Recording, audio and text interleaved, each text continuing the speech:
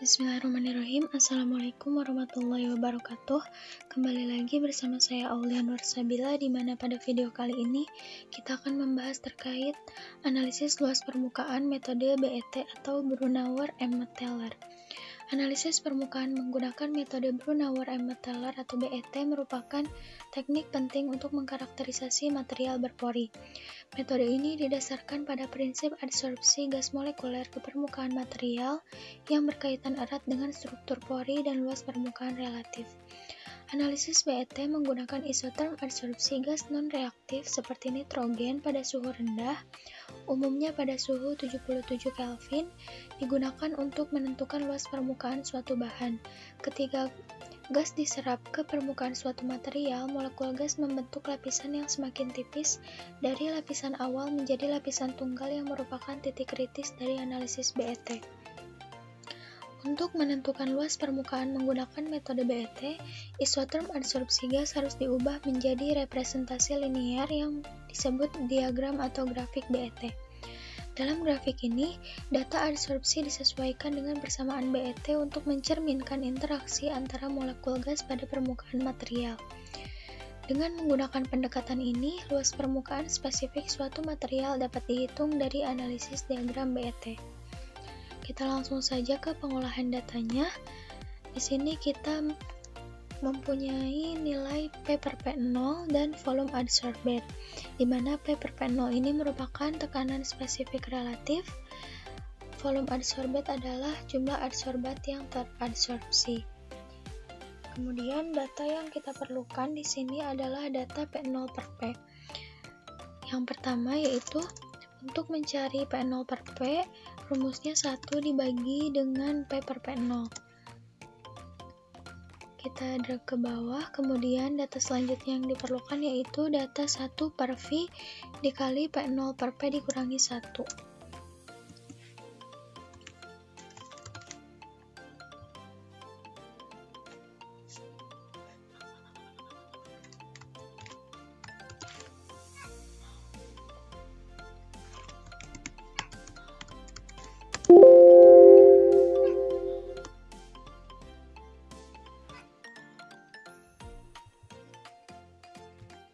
Selanjutnya, kita akan plotkan ke kurva ya teman-teman, di mana di sini telah ada referensi kurvanya, di mana sumbu X-nya itu adalah nilai P per P0 dan sumbu Y-nya adalah nilai 1 per V dikali P0 per P dikurangi 1 yang telah kita cari sebelumnya. Kita langsung plotkan ke kurva.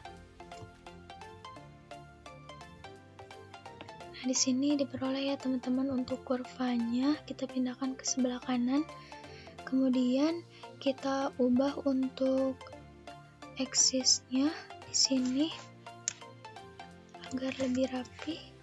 Kemudian kita tambahkan untuk aksis titelnya, di mana sumbu X-nya ini adalah nilai dari P per P0.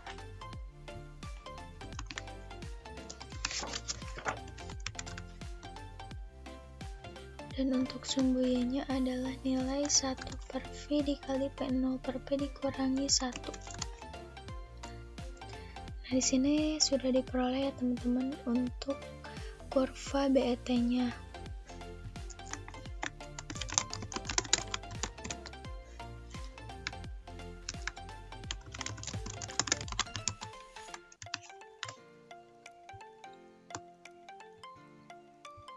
Kemudian kita akan mencari regresi linearnya atau trend line-nya. Kita tambahkan.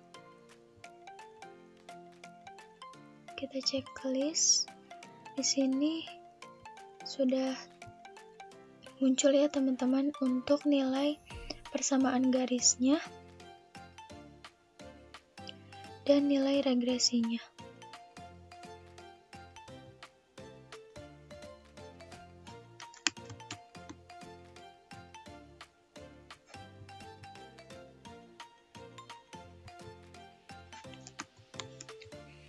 Nah, sebagaimana di sini juga telah disebutkan ya teman-teman, ini adalah persamaan dari BET-nya, di mana ini itu menginterpretasikan dari persamaan garis kurva BET yang diperoleh, di mana Y-nya itu sebagai 1 per V dikali P0 per P dikurangi 1, kemudian C-nya itu 1 per Vm dikali C, di mana Vm ini adalah volume monolayer, dan C-nya itu konstanta BET, dan M-nya atau slope-nya itu merupakan C dikurangi 1 per Vm dikali C, dan X-nya itu atau konsentrasinya itu P per P0. Nah, di sini kita untuk memperoleh luas permukaan total atau S total ini, kita memerlukan data-data yang perlu kita cari terlebih dahulu, yaitu data ini ya teman-teman.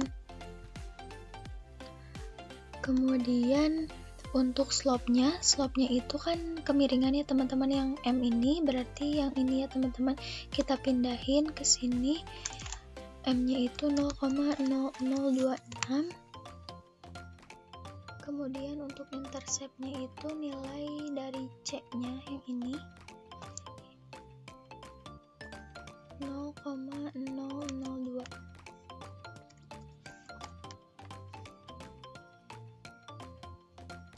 Selanjutnya untuk Vm-nya, di sini Vm-nya kita peroleh dari rumus yang ini teman-teman, 1 per slope ditambah intercept.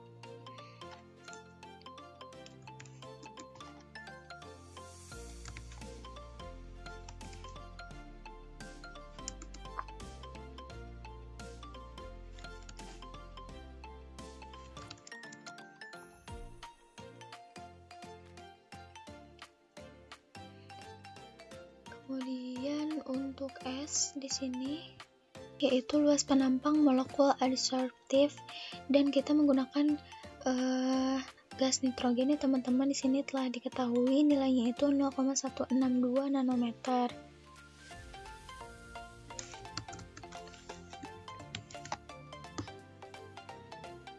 Kemudian untuk VSTP-nya itu 22,141.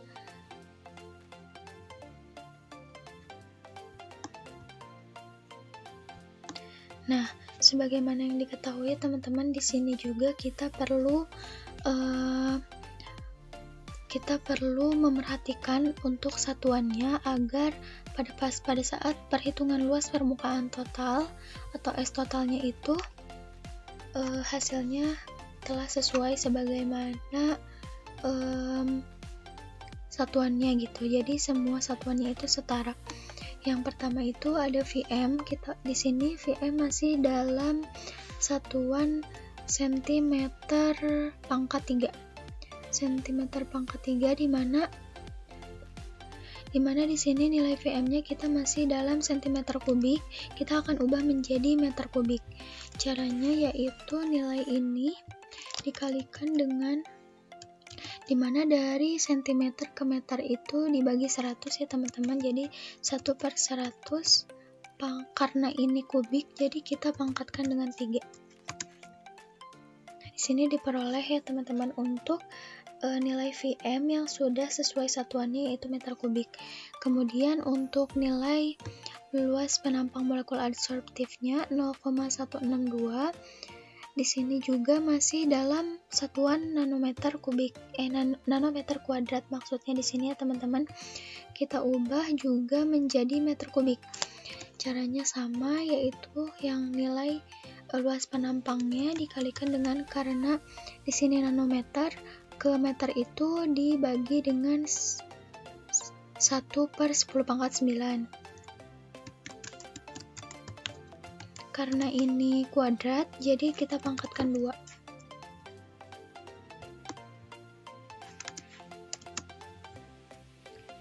Oke, di sini jadi kita peroleh ya teman-teman, untuk nilai S totalnya itu diperoleh dari rumus Vm dikalikan dengan bilangan Avogadro. Vm dikalikan dengan bilangan Avogadro, kemudian dikalikan dengan luas penampang adsorptifnya atau S, kemudian dibagi dengan volume STP-nya. Nah, di sini diperoleh ya teman-teman bahwasanya nilai dari luas permukaan total suatu materialnya yaitu sebesar 946,190,4633 meter kuadrat per gram. Nah, di sini dicantumkan ya teman-teman bahwa luas permukaan totalnya ini kita dapat hitung, sedangkan untuk luas permukaan BET atau luas permukaan spesifiknya ini kita tidak dapat menghitungnya. Kenapa? Karena di sini diperlukan nilai dari masanya gitu, massa dari materialnya, sedangkan di sini dari data yang kita punya ini kita tidak mempunyai data masanya sehingga luas permukaan spesifiknya tidak dapat dihitung. Mungkin sekian tutorial yang dapat saya sampaikan, kurang lebihnya mohon maaf, semoga bermanfaat. Wassalamualaikum warahmatullahi wabarakatuh.